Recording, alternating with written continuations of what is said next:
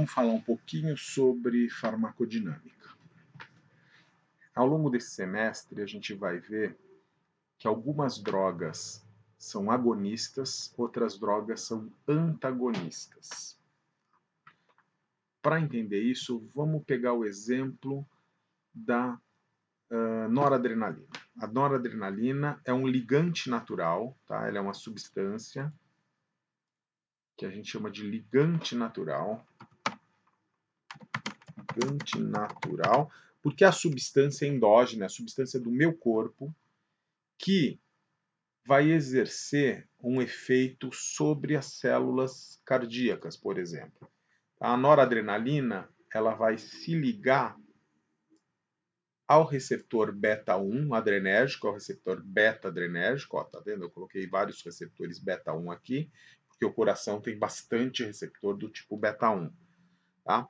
E a noradrenalina é um neurotransmissor que vai estimular esse receptor. Ele vai se ligar ao receptor e quando ele faz isso, o resultado disso é que a célula cardíaca ela vai se ativar. Isso quer dizer o seguinte: vai aumentar a frequência e a força de contração do coração. Então aumenta a frequência cardíaca e a força de contração do coração. Então, sempre que o teu sistema nervoso simpático promover a liberação de noradrenalina, essa noradrenalina se liga ao receptor, e a noradrenalina, que é o ligante natural, se liga ao receptor, e o receptor vai produzir um efeito. Né? O receptor, quando é ativado, vai levar a aumento na frequência e na força de contração. Só que existe um medicamento que é o salbutamol. O salbutamol, ele também se liga no mesmo receptor que a noradrenalina. E quando ele se liga ao receptor, ele também faz com que esse miócito, essa célula cardíaca, contraia, aumentando a frequência e a força de contração cardíaca. Então ele tem o mesmo efeito que a noradrenalina. Quando acontece isso, a gente diz que esse fármaco é um fármaco agonista. Agonista é o fármaco que, ao se ligar a um receptor biológico, promove a sua ativação. Então, no final, o receptor vai fazer aquilo que ele nasceu para fazer. É aquilo que ele faria quando o ligante natural se ligasse nele. É como se o salbutamol estivesse imitando a noradrenalina. Então, o salbutamol é um agonista adrenérgico. Agora, tem uma outra substância muito utilizada que chama propranolol. O propranolol ele também se liga ao mesmo receptor beta-1. Ele tem afinidade pelo mesmo receptor. Só que quando ele se liga a esse receptor, ao invés de ativar o receptor, ele inativa, ele bloqueia o receptor. E com isso, o ligante natural ou mesmo um fármaco agonista não conseguiria se ligar a ele. Então ele acaba bloqueando o receptor, impedindo a ação do agonista e do ligante natural. Quando acontece isso, a gente fala que o fármaco é antagonista. Ele diminui a ação, a atividade de um receptor biológico. Tá? Então, se você tiver os dois, o salbutamol e o propranolol, sendo administrado no mesmo paciente, vai haver meio que uma disputa entre eles para ver quem é que vai atuar, quem é que vai se ligar ao receptor. E aí tem duas coisas que podem acontecer. Às vezes, um dos medicamentos tem uma afinidade maior. E aí é ele que tem prioridade. Se os dois estiverem na mesma quantidade, é ele que vai se ligar ao receptor. Então vamos supor que o propranolol tem uma afinidade maior pelo receptor do que o salbutamol. O que aconteceria é que esse coração ia diminuir a frequência cardíaca e a força de contração, porque o propranolol é que ia, na sua maior parte, se ligar ao receptor. O salbutamol ele tinha uma ação reduzida, porque o propranolol ele ia ter prioridade. Agora, o contrário também é verdadeiro. Se o salbutamol tiver uma afinidade maior, ele teria prioridade. E aí ele aceleraria esse coração. Agora, tem uma outra coisa. Mesmo que um fármaco tenha uma afinidade alta, mas ele esteja em concentração baixa, vamos supor que eu dei uma dose muito maior do propranolol do que o salbutamol. Mesmo que o salbutamol tenha afinidade maior, por causa da quantidade de fármaco próximo ao sítio de ligação, bem próximo ao receptor, o que a gente acaba fazendo é que o propranolol acaba se ligando mais vezes, né? Porque ele está presente em quantidade maior. Então eu às vezes consigo superar uma afinidade alta de um medicamento usando uma dose alta de um outro medicamento para impedir que isso aconteça. A mesma coisa acontece contra o ligante natural.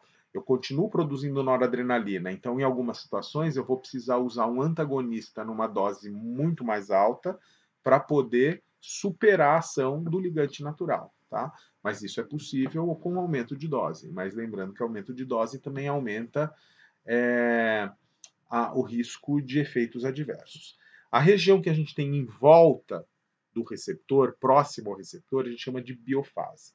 Então, quanto maior a quantidade de moléculas de um determinado fármaco na biofase, maior é a chance daquele fármaco atuar sobre aquele receptor, ou ativando ele é um agonista, ou inativando ele é um antagonista. Muitos antagonistas têm um nome, inibidor, inibidor da ECA, lembra? Enzima conversora de angiotensina, é um inibidor, ele é um antagonista. Beta-bloqueador é o nome do propranolol. O propranolol faz parte do grupo dos beta-bloqueadores. Se ele bloqueia beta, ele é um antagonista. Às vezes ele tem um nome anti, né? Antihistamínico. Os antihistamínicos, antialérgicos, eles bloqueiam o receptor da histamina. Então, muitos medicamentos, a própria classe dele, a classe terapêutica, já indica qual é a forma de ação dele, né? Como que ele vai agir. Ele é bloqueando alguém ou ativando alguém. Quando a gente está falando de agonista, nem sempre tem esse nome, né? Você tem aí alguns beta-agonistas, aí o próprio nome diz que ele é agonista, mas a maioria dos fármacos que estimulam o receptor, ele não tem um nome que dê, né, para dar uma dica. Mas você quer ver outro exemplo de agonista? O propofol anestésico geral, que estimula os receptores do GABA. Então, ele é um agonista. Outro fármaco que é agonista e que atua no mesmo receptor é o barbitúrico. Fenobarbital é um agonista GABAérgico, ele estimula o receptor do GABA. Outra substância que faz a mesma coisa, o álcool. O álcool é um agonista GABAérgico, ele estimula os receptores do GABA.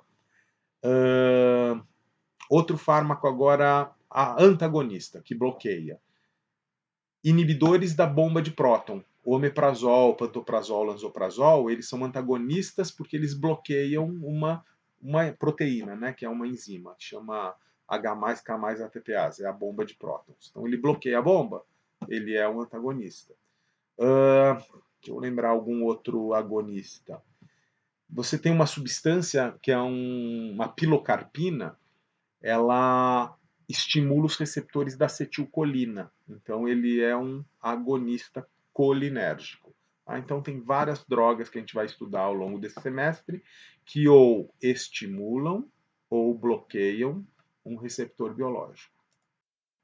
Além dos fármacos agonistas e antagonistas, existem alguns fármacos que a ação dele não é nenhuma nem outra. Na verdade, ela vai ter vários dos efeitos, às vezes de agonismo ou antagonismo, mas basicamente é porque você está repondo algo que está diminuído naquele paciente. Por exemplo, quando o paciente não produz insulina, um paciente diabético tipo 1, ele produz pouca insulina ou nenhuma insulina. A gente vai dar insulina para esse paciente de forma exógena e essa insulina nada mais é que um repositor.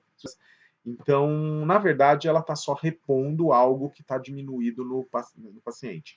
Mesma coisa vale para o hormônio do crescimento, hormônio tiroidiano, iodo, né, quando às vezes o cara precisa de iodo, ferro para o paciente, né, desnutrido com algum grau de anemia, cálcio para um paciente com osteoporose. Então, ele não é nem agonista nem antagonista, ele é um repositor. Tá? As vitaminas, quando você usa ácido fólico ou vitamina B, você está repondo alguma coisa que está ausente ou diminuído. Mas a maior parte dos medicamentos que a gente vai estudar de importância, né, para a gente são agonistas ou antagonistas. Tá? Aqui eu tenho um gráfico, né, que é muito parecido com o que eu já falei sobre agonista e antagonista. Então, uma chave, ela funcionaria como se fosse o ligante natural, aqui ele chama de agonista natural, é outro termo que você pode usar, tá? A fechadura equivaleria ao receptor, né? Naquele nosso caso era o receptor beta. Então a chave se liga ao receptor dela e ela promove um efeito, que pode ser abrir uma porta ou trancar a porta, sei lá. O efeito é esse. Eu posso ter um agonista. O agonista, nesse caso, é esse grampo que ele encaixa no receptor e ele faz a mesma coisa que o receptor faria, ele abre a porta, tá? Então ele é um agonista, um fármaco agonista nesse caso. Ele substitui ou ele imita o fármaco, o ligante natural, desculpa. E aqui eles usaram um graveto para simular um antagonista. O graveto ele também pode ser enfiado no receptor, né, na fechadura, mas o graveto não vai conseguir nem abrir nem fechar aquela fechadura, não vai mudar nada. E muito pelo contrário, se o graveto ficar ali dentro, você não vai mais conseguir enfiar uma chave ou enfiar um grampo ali dentro, porque ele agora bloqueou esse receptor. Então, você, além de não ter a resposta que o receptor faria, você não consegue nem estimular ele mais, nem usando o ligante natural ou o fármaco agonista, tá? Aqui eu tenho alguns exemplos, olha, de fármacos agonistas, tá? Vários que imitam a adrenalina, por exemplo. Então, a adrenalina e a noradrenalina são ligantes naturais, né? A adrenalina e a noradrenalina são muito parecidos. Né? Um é um hormônio, o outro é o neurotransmissor, né? Do sistema nervoso simpático, tá? A adrenalina ela estimula receptores que podem ser beta, podem ser alfa, podem ser beta 2, beta 1, alfa 2. A fenilefrina é um fármaco que age igualzinho, ele é um agonista, ele estimula os receptores, só que nesse caso, a fenilefrina ela age só sobre receptores alfa 1. Então tem alguma seletividade, ela não vai estimular receptores beta do trato respiratório e nem do coração. A fenilefrina ela é usada normalmente só para fazer vasoconstrição. Por isso que ela está presente em muitos antigripais, Naldecon, coristina, porque faz vasoconstrição e isso diminui o calibre dos vasos, né? E aí a gente chama isso de descongestão, você respira melhor. Você tem os beta-estimulantes, falei para vocês naquele exemplo nosso, era o salbutamol, né? A bombinha do Aerolim, ou mesmo quando você usa Aerolim gotas para fazer nebulização, ou comprimido oral, o Aerolim ele estimula receptor do trato respiratório beta 2.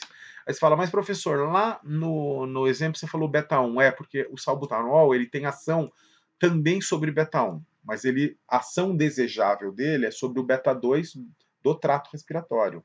Mas quando esse salbutamol ele vai para o coração, ele acaba estimulando tanto os receptores beta 2 do coração, que existem, mas são poucos, mas principalmente também o beta 1. E quanto maior a dose do medicamento, maior é a quantidade de medicamento lá na biofase, lembra? Próximo ao receptor, maior é a chance dele interagir. Então, mesmo que o salbutamol tenha uma afinidade maior sobre o receptor beta 2, ele em quantidade mais alta, ele também vai estimular bastante os receptores beta 1, por isso que vai causar taquicardia. A pilocarpina é um agonista colinérgico, então ele estimula daí os receptores da acetilcolina. Lembra que a acetilcolina é do parasimpático, né? E aí isso aumenta, um dos efeitos da pilocarpina é aumentar a salivação. Esse aumento de salivação a gente pode usar para paciente que tem a boca muito seca, xerostomia. Tá? A pilocarpina é tirada desse cara daqui. Isso daqui é o jaborandi. Né? Essa aqui é a estrutura da pilocarpina. A gente pode usar a pilocarpina também para fazer miose. Miose, então por isso ele existe na forma de colírio, tá? Porque ele vai estimular os receptores colinérgicos. Barbitúricos e o propofol, eles estimulam os receptores do GABA, que eu falei para vocês, ó.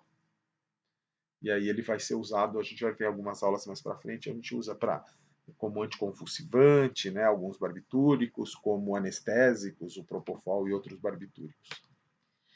Aqui tem exemplos de antagonistas. Ó, a escopolamina é conhecido como Buscopan, né? Buscopan é o nome comercial, escopolamina é o nome do princípio ativo. A escopolamina é um antagonista colinérgico, ele é um anticolinérgico. Então ele bloqueia, ele inibe os receptores da acetilcolina e no trato digestório. Isso leva a diminuir contração, né? Então por isso que a gente usa como antiespasmódico. A escopolamina ela é tirada desta planta daqui, que é a Datura stramonium. Ela está em flor, inclusive, esses dias aí você encontra pelos jardins da cidade. Beta-bloqueador que eu tinha falado para vocês, o propranolol, o atenolol, eles dois bloqueiam o receptor beta-1.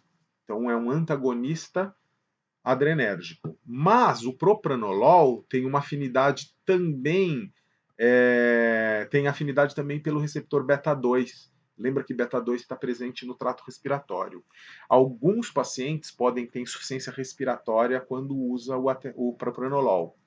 Mas o atenolol não. O atenolol ele tem uma afinidade super grande pelo beta-1 e ele quase não tem afinidade nenhuma pelo beta-2, ou seja, ele é seletivo beta-1.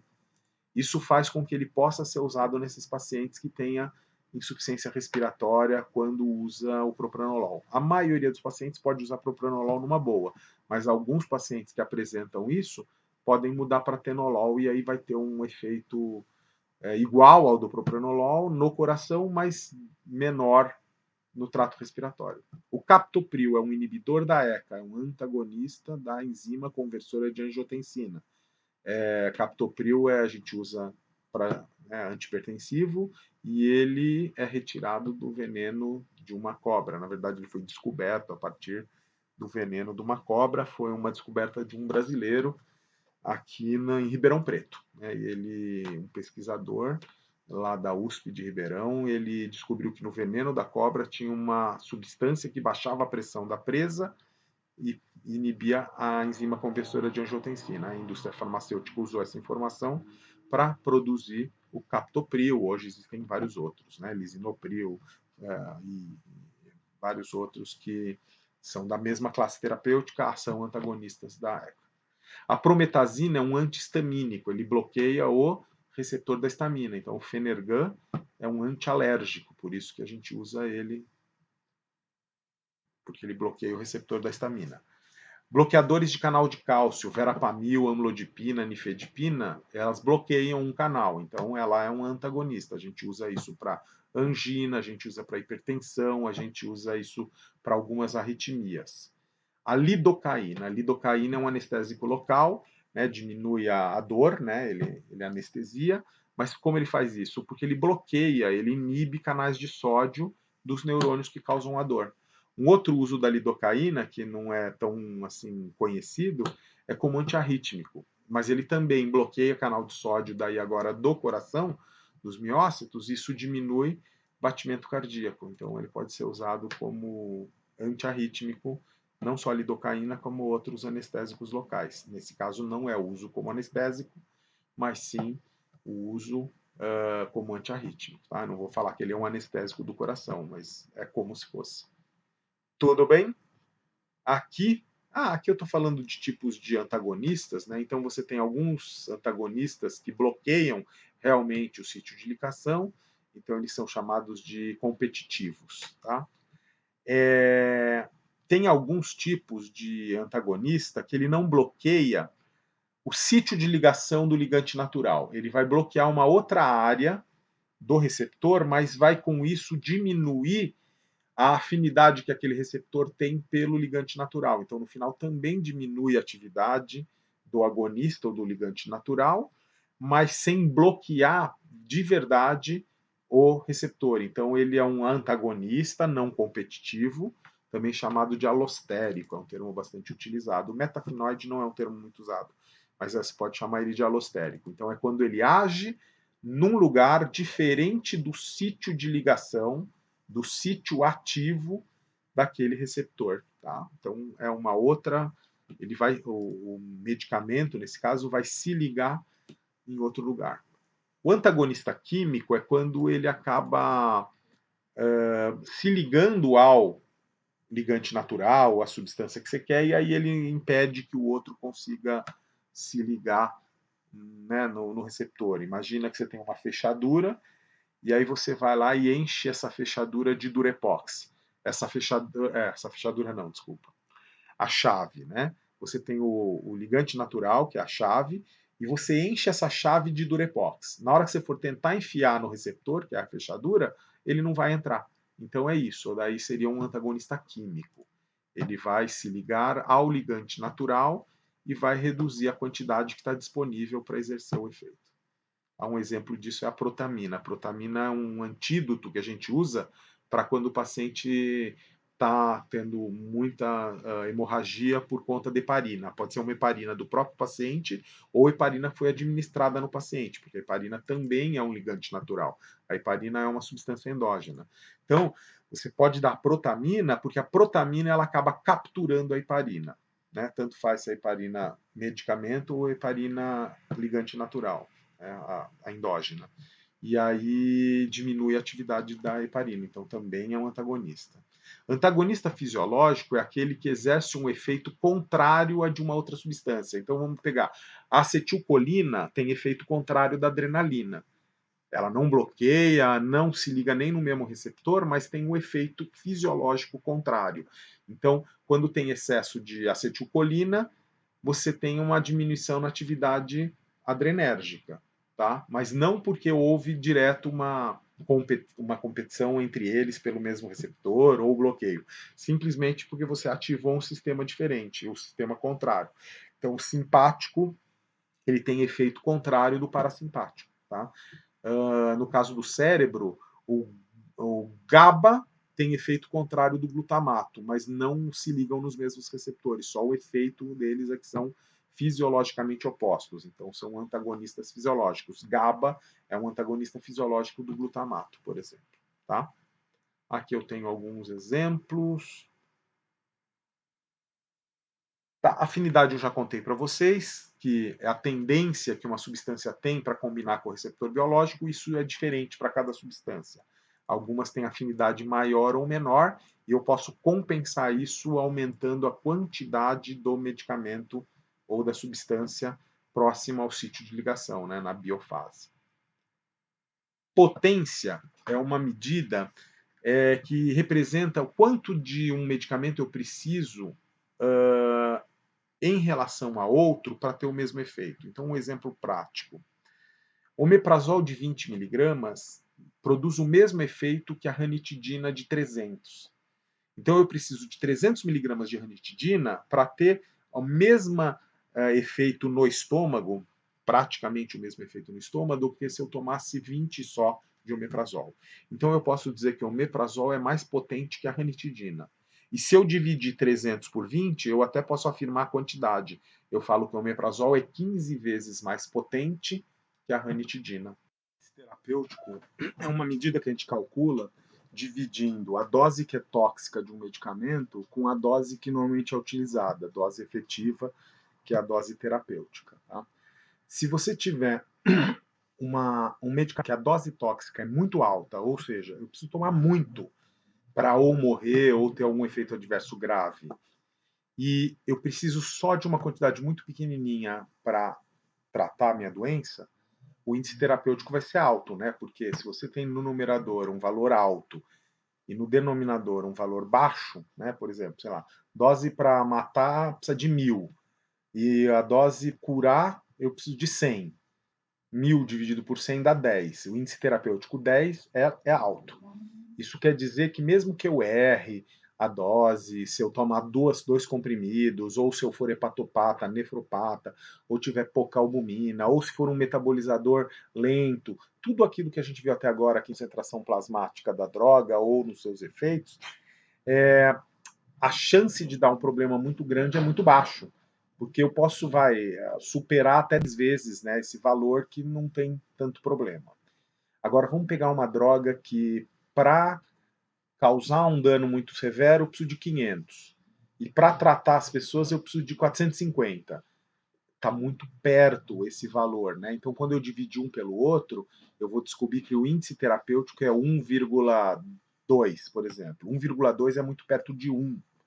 Quanto mais perto de 1 for esse valor, quer dizer que a dose, qualquer errinho ou qualquer alteração na cinética dela, se o paciente estiver acumulando hepática, qualquer problema, se ele tomou 2 comprimidos, por exemplo, vai ter um efeito adverso grave ou até mesmo morte. Então, esse valor, quanto mais longe de 1 tiver, mais segura a droga é. Quanto mais perto de 1 for, mais inseguro. Essa informação às vezes está na bula, às vezes não, mas muitas vezes ele não fala o valor, mas fala, ó, essa droga tem índice terapêutico elevado. Bom, isso quer dizer que ela é segura. Ah, essa droga tem um índice terapêutico muito baixo. Quer dizer que ela é perigosa e, se puder, de preferência, usar uma alternativa. Ou, se usar ela, usar com muita cautela. Tá? Ainda nesse conceito de dose máxima, dose mínima, dose efetiva, existe a janela terapêutica. A janela terapêutica é a dose menor que eu deveria usar, o menor que eu deveria usar para ser efetivo e o máximo que eu deveria usar para não causar muitos problemas ao paciente. Tá? Quando a gente toma um medicamento e atinge o steady state, em geral, a gente deveria fazer com que a droga se mantivesse dentro dessa faixa, né? Essa faixa terapêutica, essa janela terapêutica. Então é o mínimo que eu tenho que usar e o máximo que. Na verdade, não que eu tenho que usar, mas nesse caso, o mínimo que pode ter no meu sangue, né? Lembra que isso daqui não necessariamente o que você está administrando, mas é o mínimo que tem de concentração no sangue para ele ter efeito e o máximo que pode chegar para não ter muitos efeitos adversos, pelo menos não muitos efeitos adversos graves. Uma droga que tem uma janela terapêutica ampla quer dizer que eu posso, né, também ter uma segurança maior, porque a dose que é efetiva, né, a dose em valor baixo, e o tóxico é um valor super alto. Então tem muito a ver com o índice terapêutico, mas é uma outra forma de você descrever a segurança da droga, tá? Nesse caso aqui que a gente está vendo esse gráfico, ó, já está no steady state, e essa droga ela está oscilando entre um valor que é menor do que a concentração terapêutica máxima, que é a segura, e um valor que está sendo um pouco maior do que a dose terapêutica mínima, né? A concentração terapêutica mínima, que seria o mínimo para ela fazer efeito. Então, o ideal seria que mantivesse aqui. Nem sempre a gente consegue isso. Tem hora que, por algum momento, poucos momentos do dia, a concentração máxima da droga vai ficar acima do que era o ideal. Em alguns momentos pode ser que a dose vai ser abaixo do que a gente queria, né? E aí você vai ter um efeito, você vai ter mais presença de efeitos adversos, por exemplo, em alguns momentos do dia, e vai ter uma efetividade da droga menor ao longo do dia, então, na medida do possível, manter dentro dessa janela, dessa faixa terapêutica, tá? Seletividade a gente já conversou, especificidade, ela tá, deixa.